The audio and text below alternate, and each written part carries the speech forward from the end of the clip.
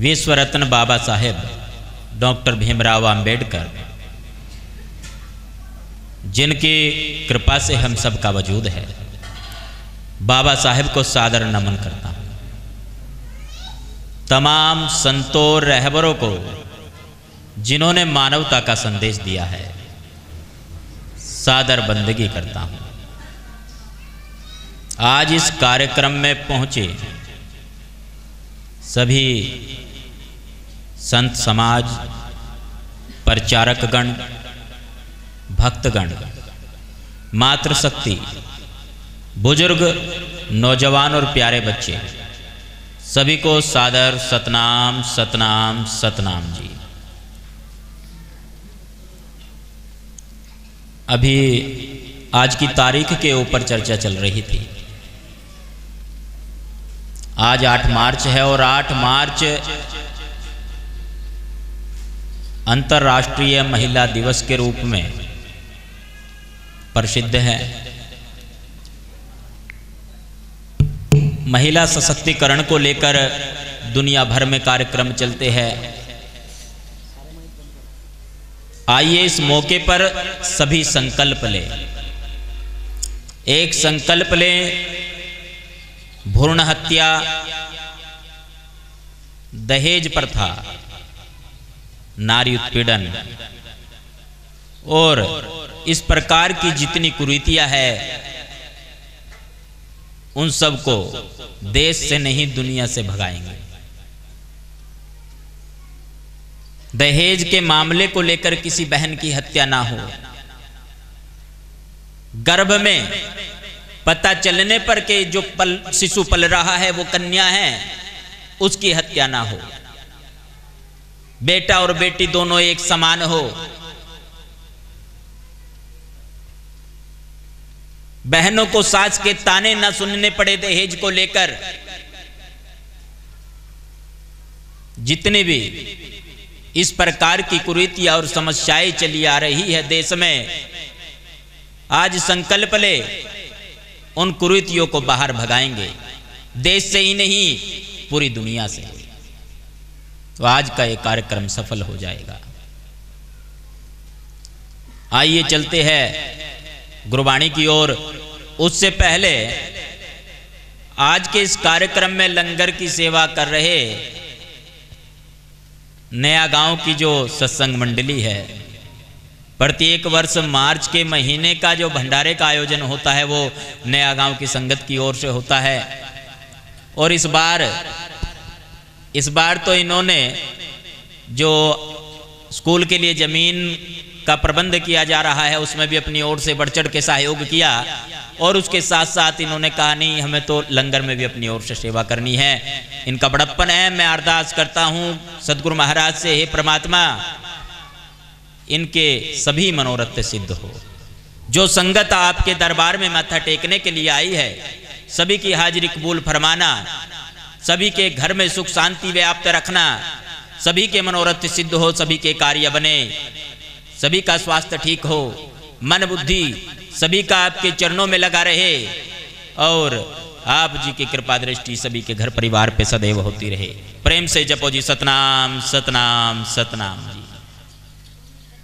आप सुन रहे हैं, हमेशा मैं मंच से 1-2 बातें दोहराता हूं और वो बातें अनुभव की। कान 2 है या 1? कान 2 है। मुंह 1 है या 2 है? मुंह 1 है। कान से ज्यादा सुनना है और मुंह से कम बोलना है। तो कान का प्रयोग अब सुनने के लिए करेंगे। आपकी वजह से आपके पड़ोसी को भी तकलीफ नहीं होनी चाहिए। प्रयास करेंगे मौन रहकर सत्संग सुने, ज्यादा नहीं। अगर कुछ समझ में भी ना आया तो आपकी हाजिरी तो लगी जाएगी मालिक के दरबार में। तो इसलिए मौन रह कर के सुनना है।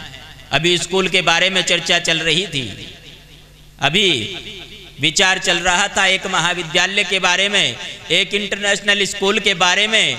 आश्रम फरकपुर की ओर से श्री गुरु रविदास इंटरनेशनल स्कूल बनने जा रहा है। यमुनानगर का सौभाग्य है कि उत्तरी हरियाणा में पहली बार ऐसा हो रहा है। ऐसा स्कूल जैसा स्कूल अमेरिका में होता है, ऐसा स्कूल जैसा जापान में होता है, ऐसा स्कूल जैसा यूरोप में होता है, इतना बड़ा महाविद्यालय हमने बनाना है और यहीं पर यह कारवां नहीं रुकेगा। स्वामी समनदास जी महाराज को समर्पित एक अस्पताल हमने बनाना है और एक मेडिकल कॉलेज की स्थापना करनी है। यहीं पर यह कारवां नहीं रुकेगा। अभी तो गाड़ी शुरू हुई है, पटरी पर आई है, अभी गाड़ी पटरी पर आई है। क्योंकि दो चीजें होती है, एक है देवालय और एक है विद्यालय। हमने देवालय बनाए, हमने मंदिर बनाए, पर हमने ध्यान पढ़ाई की ओर नहीं दिया, हमने विद्यालय की ओर ध्यान नहीं दिया। तो आज संकल्प लेंगे देवालय के साथ साथ हमने विद्यालय को भी महत्व देना है। जितनी श्रद्धा और आस्था के साथ हम मंदिर जाते हैं, उतनी श्रद्धा और आस्था के साथ, उतने ही उत्साह के साथ अपने बच्चे को हम विद्यालय भी भेजेंगे। क्या आप सुन रहे हैं? आइए गुरबाणी की ओर चलते हैं। उससे पहले दो बातें और करता हूं आपसे। अभी नागराज जी ने आपको कहा 10 रुपया प्रतिदिन, कहा है ना, आपने सुन लिया। थोड़ी देर पहले मैंने कहा था मुंह एक है और कान दो है। अपनी मर्जी से कान का प्रयोग मत करना। इस कान से सुनकर इधर को निकाल दिया, इससे सुनकर इधर को निकाल दिया। ये दो कान इसलिए नहीं है, दो कान इसलिए है कि इधर से भी अगर आए तो भी वो बात आपके पेट में जानी चाहिए, अगर इधर से आए तो भी बात पेट में जानी चाहिए। सभी को अपनी अपनी जिम्मेदारी उठानी है, दूसरे की ओर नहीं देखना। एक छोटी सी कहानी सुना रहा हूं अमृतवाणी पढ़ने से पहले आपको। छोटी सी कहानी। बादशाह अकबर का नाम आपने सुना होगा। अकबर बीरबल से कहता, ये सब लोग मेरा बहुत सम्मान करते हैं, बहुत आदर करते हैं। बीरबल ने कहा, जहां पना ये आपका सम्मान नहीं करते, ये आपसे डरते हैं। सम्मान नहीं करते, ये आपसे डरते हैं। हाँ, मैं ये आपको प्रत्यक्ष में दिखा सकता हूं। कैसे दिखाएंगे? आप नगर में घोषणा कराए, 1 लोटा दूध चाहिए और मुझे खीर बनानी है। एक ऊंचे से स्थान पर कढ़ाव रखो और फिर देखना क्या होगा। राजा ने आदेश दिया, ऊंचाई पर एक कढ़ाव रखा गया। सीढ़ी चढ़कर जाना होता था और कोई देख नहीं सकता था उसमें क्या है, कुछ है भी या नहीं। अब क्या होता है, लोग आने लगे और सोचते हैं, ऋषिपाल जी सोचते हैं, मैं 1 लोटा पानी लेकर जाता हूं, मेरे 1 लोटे पानी से क्या होगा, दूध तो सब लोग लेकर ही आएंगे। अब वो 1 लोटा पानी लेकर जाता है, सीढ़ी चढ़ा और उसके बाद उसने वो 1 लोटा पानी कढ़ाव में डाल दिया। प्रदीप जी भी आए, इन्होंने भी सोचा मेरे 1 लोटे पानी से क्या होगा, क्या फर्क पड़ेगा, सब लोग तो दूध लेकर आएंगे, 1 लोटा पानी उसमें मिल जाएगा। ऐसे करते करते सबकी हाजिरी लग जाती है। नगरवासी सभी अपनी अपनी ओर से 1 लोटा दूध दिखा करके ये दूध है, परंतु उसमें तो पानी था। वो 1 लोटा पानी लेकर चले जाते हैं। और जब राजा ने देखा, जब बादशाह ने देखा कितना दूध हमारे पास इकट्ठा हुआ, उस कढ़ाव में 1 बूंद भी दूध नहीं था, उसमें तो पानी भरा पड़ा था। क्योंकि हम लोग हमेशा दूसरे की तरफ देखते हैं, दूसरे की ओर देखते हैं कि अगर मैंने सहयोग नहीं किया तो कुछ होने वाला नहीं है। ये सब तो बैठे हैं सहयोग करने वाले, ये सब मदद करने वाले बैठे हैं। कहीं यहां पर भी वही हाल तो नहीं है? अगर मैं हेल्प नहीं करूंगा, मैं सहयोग नहीं दूंगा तो क्या बिगड़ जाएगा? अगर मैं कुछ मदद नहीं करूंगा तो क्या बिगड़ जाएगा? ये सब तो करने वाले हैं। लाखों की भीड़ होती है, पर उस भीड़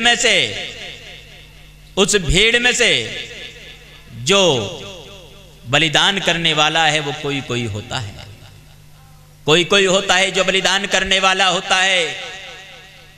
लाखों की भीड़ इकट्ठी है और मंच से गुरु ने आवाज दी, है कोई शेर का बच्चा जिसे मरना लगता हो अच्छा? आवाज दे रहे हैं गुरु गोविंद सिंह। गुरु गोविंद सिंह दहाड़ रहे हैं शेर की तरह, कोई शेर का बच्चा है जिसको मरना अच्छा लगता है? कौन आएगा मरने के लिए? नंगी तलवार लेकर गुरु गोविंद सिंह मंच के ऊपर खड़े हैं और उस भीड़ से में सन्नाटा पसर गया।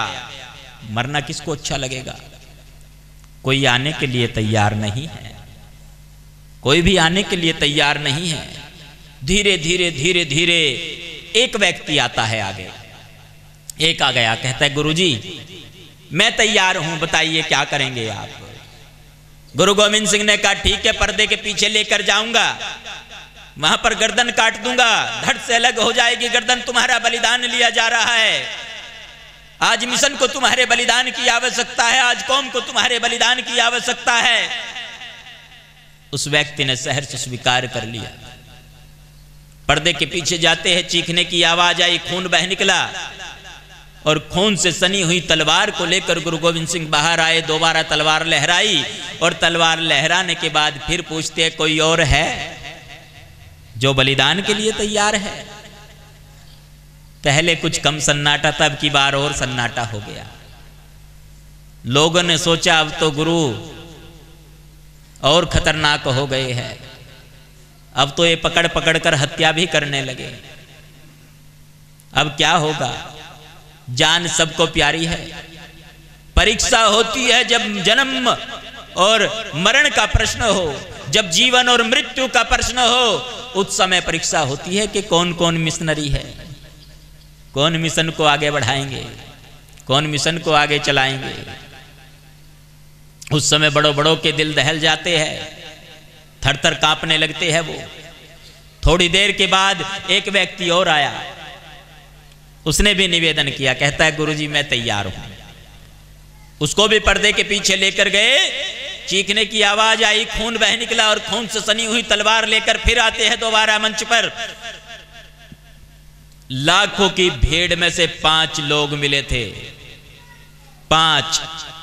आज भी उनको श्रद्धा के साथ नमन किया जाता है। पंच प्यारे विश्व प्रसिद्ध है। लाखों में तो है नहीं कोटि मध्य देख, लाखों में भी नहीं करोड़ों में कोई कोई मिलता है जो बलिदान देने के लिए तैयार हो। मिशन ऐसे ही नहीं चलता, ये कारवां ऐसे ही नहीं चलता। इस कारवां को आगे चलाने के लिए तो बलिदान करना पड़ेगा। थोड़ी देर पहले मैंने कहा था अपनी जिम्मेदारी को समझ लीजिए। अपनी जिम्मेदारी को समझ लेंगे तो और से कुछ कहने की आवश्यकता ही नहीं है। अपने हिस्से का सहयोग कर दीजिए, किसी और से कुछ कहने की आवश्यकता ही नहीं है, सब कार्य हो जाएगा। अगर दूसरे की तरफ देखेंगे कि इसने तो कुछ किया ही नहीं या यही करेगा, तो फिर कोई कार्य होने वाला नहीं है। प्रेम से जपो जी सतनाम सतनाम सतनाम।